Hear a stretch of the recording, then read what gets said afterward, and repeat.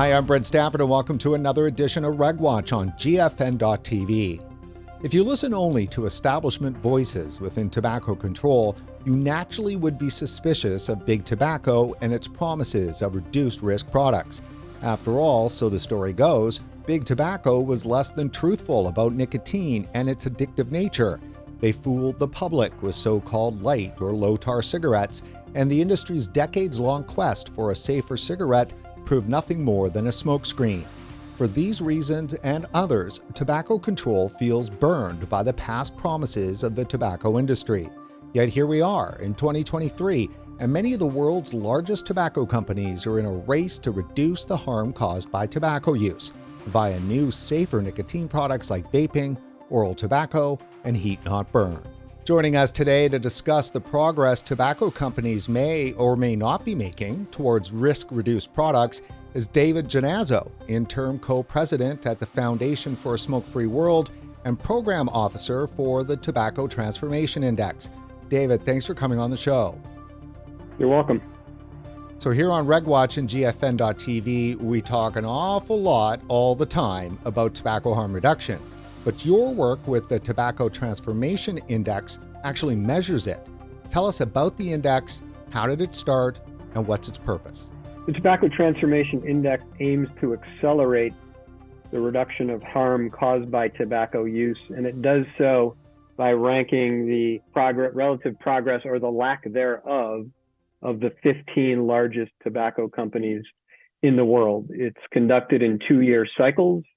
The most recent index was published last fall, the 2022 version of the Tobacco Transformation Index.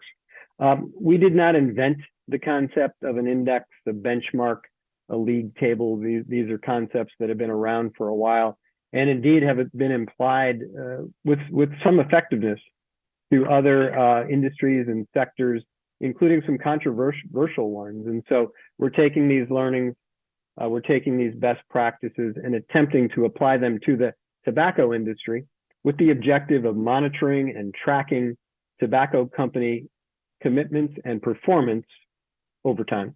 Let me ask you, David, about the theory of change and measuring the horse race. What does that mean?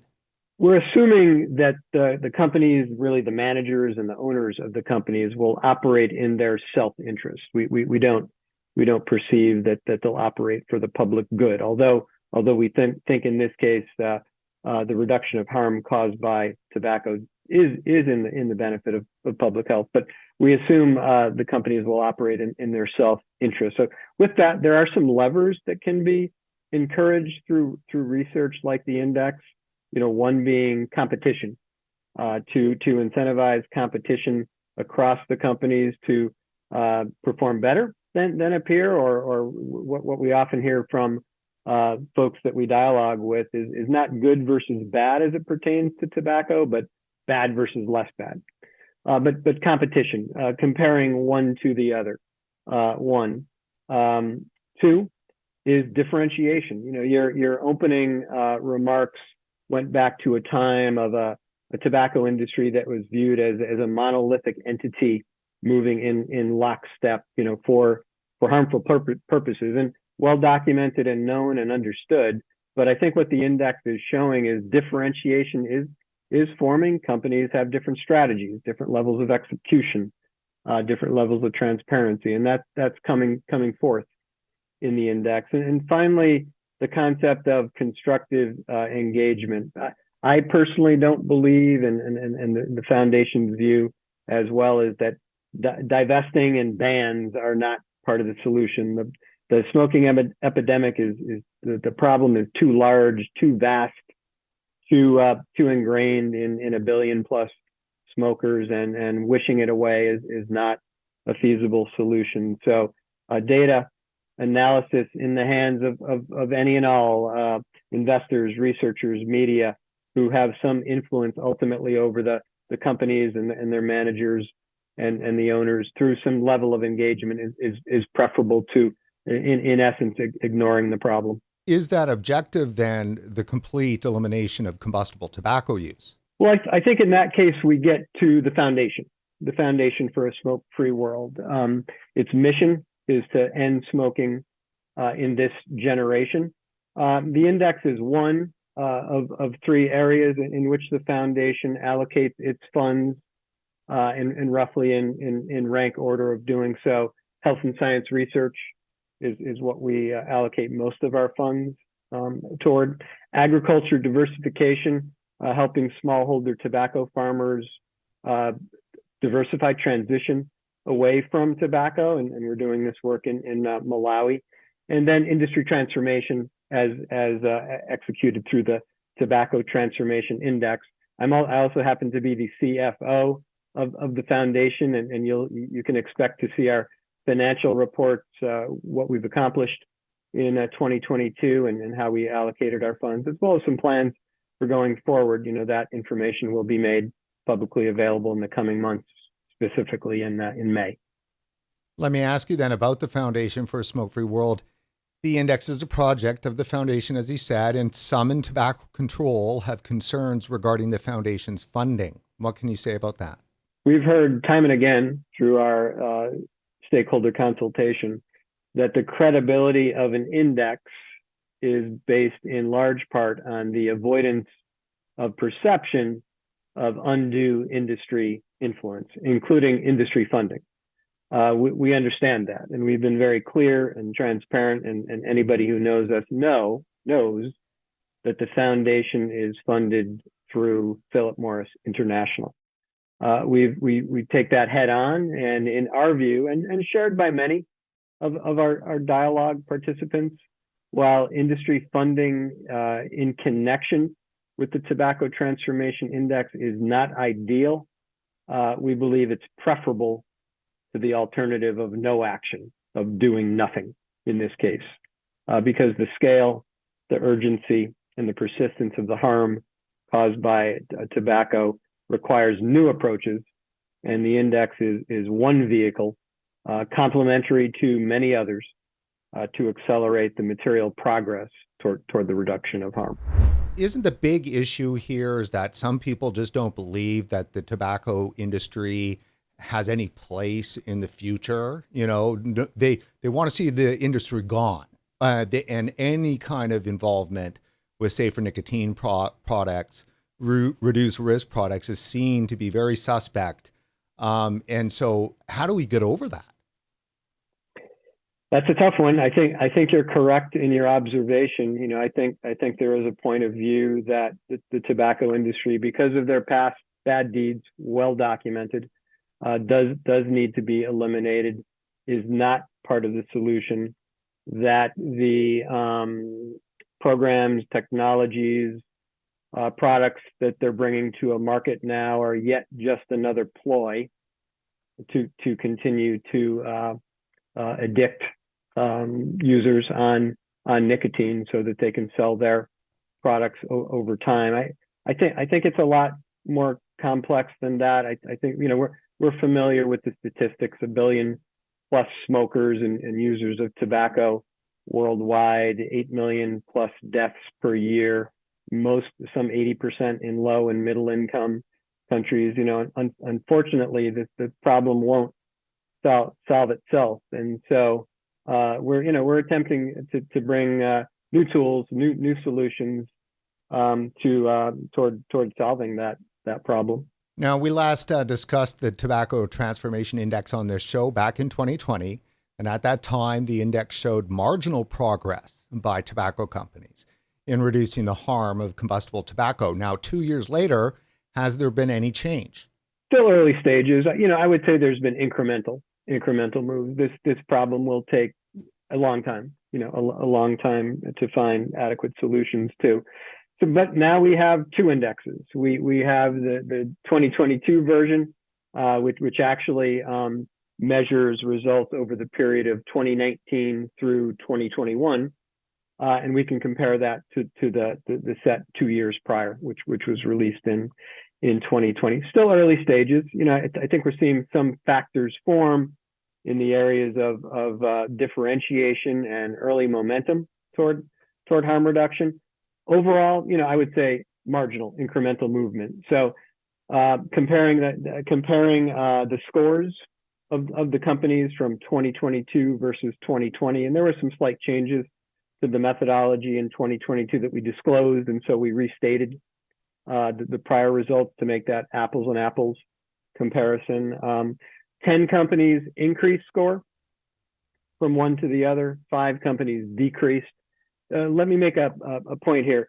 The index is a relative measure on a scale of 0 to 5. So it's really not a value call on good versus bad. It may be bad versus less bad, but it is a tool to compare, on a relative basis, companies' level of commitment, performance, and transparency, and then observe changes over time. So we're the second round in. We can compare that to number one, and we're actually in the early stages of planning the third index, which we will release later in 2024. Yeah, and I've just got some of the slides up that we were seeing of the index, and I'm over here to the key findings. And just to reiterate that the tobacco industry has not phased out high-risk products or transitioned smokers to reduced risk products quickly enough to achieve the goal of ending smoking in this generation. So, I mean, that's pretty strong. I mean, it's not happening yet. It's not happening fast enough. I think the data and the analysis shows that. So, for example, in 2021, across the index companies, still at that point, 95% of what they sold by volume is in the category of the highest risk tobacco products, basically combustible tobacco and other toxic forms of smokeless as well. But 95%, which means that only 5% of what the largest tobacco companies sold in 2021 was among the reduced risk products. Now, some did more, some did less, but you're still 95% selling the most harmful of the products at this point. I think one of the most illustrative slides that you have is the ranking by product sales, as you were just talking about. And you do really see, actually, though, that there are some companies that are making the move. That's right. So Swedish Match, which divested its cigarette business a couple of decades ago, has been the leader, due to its smokeless variety of tobacco and nicotine products. Now, Swedish Match, of course, was recently acquired by Philip Morris International. We published the index before that acquisition happened. To your point, you see some other moves among the multinationals. Some are a little more aggressive with it than others. Others have had missteps, move forward, move back, and then to the right half of this slide, so to speak, very little, and in some cases no action toward tobacco harm reduction. Now, looking at the right side of that slide, it's pretty clear that there are some commonalities between the companies that are not really participating at all. They seem to, be from certain areas of the globe and from companies that are owned by nation states. What can you say about that? It's a rather complex issue, right? So you would look at the data, you would look at the analysis, and say, for the most part, the publicly traded multinational companies are at the upper half of the ranking, if you will. They're obviously responsible to shareholders, and other stakeholders. They have fiduciary responsibilities and such. As you do get to the lower portion of the index scoring and ranking, you see a number of the state-owned players. You see a number of the privately held companies around the world. It's a more complex theory of change. We have not cracked that code yet, and actually we'll be looking to a dialogue with stakeholders on it. But it's a clear observation. Are these products, these reduced risk products, for those companies, say in the West, that are really participating in this transformation, could we actually assume that they might actually replace combustible cigarettes in terms of actual product sales, revenue, and profit?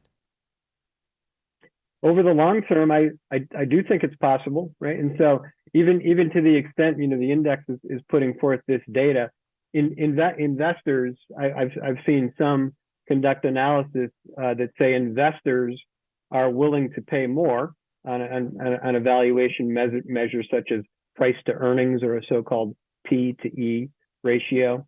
What is an investor willing to pay for a dollar of earnings? We see investors willing to pay a little more for companies that are a little more aggressive, more advanced in their development and application of tobacco harm reduction in their products, versus those that are not. So investors at this point are making that bet. Look, it's a long haul, and in some cases we're looking at leading indicators on the part of the companies in terms of capital investment, research and development, M&A. Some are more aggressive, others more hesitant, and no doubt it'll be a long haul. You've got a great slide here for the 2022 index versus 2020.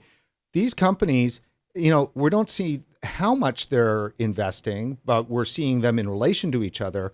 What can you say about the relation, and are we talking billions of dollars here?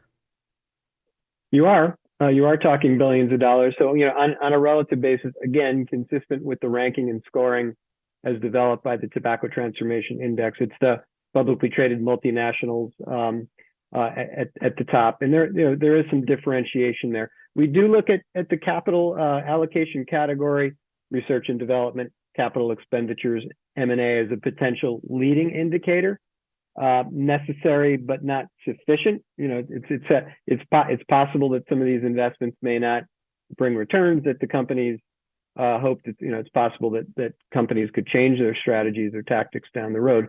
But we look at it as a leading indicator, such that product development and product sales will follow. And as part of the Tobacco Transformation Index, which is actually much more than that rating and ranking, there's a whole series of research and reports that go with it. Within the main index report are a series of company scorecards, 1 per 15, which do bring forth some of the statistics that you're referencing on product sales and capital investment. Do the tobacco companies participate in the gathering of data and so forth for the index? The 15 companies are invited to participate. We do this for obvious reasons. We do this in a very carefully controlled and documented manner. It's conducted by the Foundation's index research partner, Euromonitor International. And Euromonitor invites the 15 companies to participate. We've conducted this cycle very similarly in Index 1 and Index 2. They're invited to participate, but only in a particular way, and that is to provide input on the methodology, the design of the index, and to provide comments on the data compiled by Euromonitor as it pertains to that company, no others. In the second cycle, 6 of the 15 participated to some degree, which means 9 did not participate at all. That is documented. The nature, the content, the timing of those interactions is documented, as well as some of the content. We grouped together some of the key comments, feedback that were received from the companies and how the index dealt with it. So yes, we feel that having the index informed through the knowledge and the expertise of the companies, done correctly, done properly, done transparently, is a benefit to the process and the product. David, I'd like to turn now to a discussion about the bans that have been going on worldwide. And we look at the ranking of product sales, the 2021 ban on reduced risk products across the 36 countries in the index scope. And it is something that we should be talking about here, because there's plenty of countries that have been moved to either ban e-cigarettes or ban heat not burn. And I mean, boy, that seems to be they're completely opting out of this transformation. The Foundation for a Smoke-Free World does not believe that bans are the answer. And to your point, you can see right there. In fact, through the index itself, the scoring and the ranking from the 1 through 15 is done on a consolidated level. Some of these companies operate in dozens of markets, others in just one. There is a series of research on the Tobacco Transformation Index website called Company Country Analysis that drills down into a number of countries for which the reduced risk products are available and demonstrates what the companies are doing there. Of course, in some companies they are offering the products, in others not, and there's also a range of performance there as well. So I think the point of the index is to hold the companies accountable for contributing to harm reduction where it's legal. Where it's not, that's another issue. Again, I think the index over time will bring light to these issues and allow you and others to make assessments on it. Let's get back to measuring the race, I guess, is the best way to put it. And you spoke about investors. Are investors adopting the index? Are they using the index robustly? Some investors are. I think there's a range of behavior.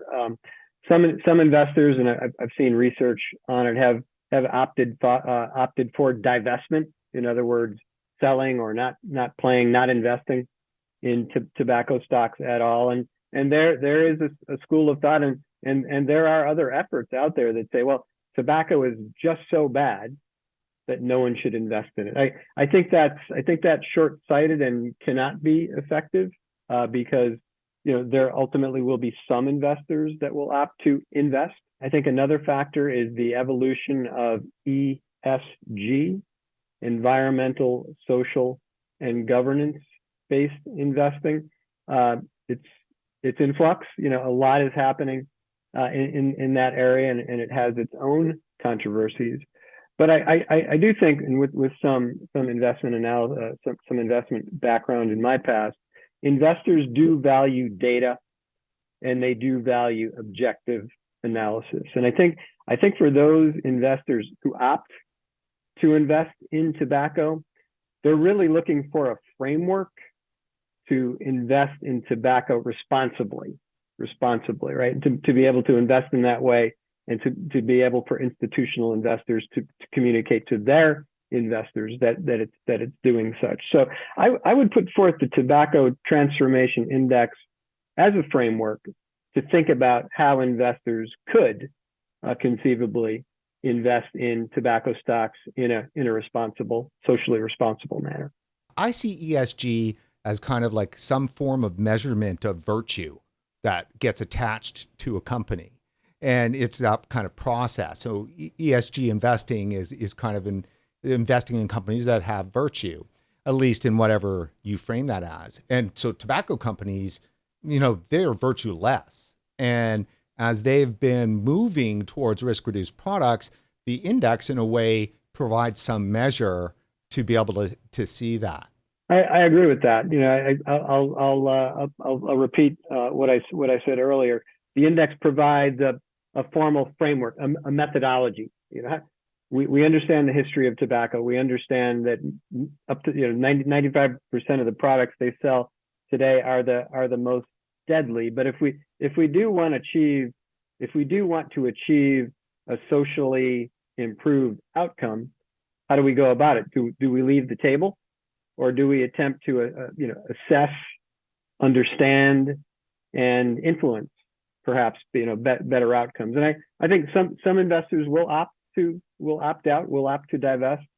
Others will opt to constructively engage, but they'll need a framework to do so, for themselves and for explaining it to others.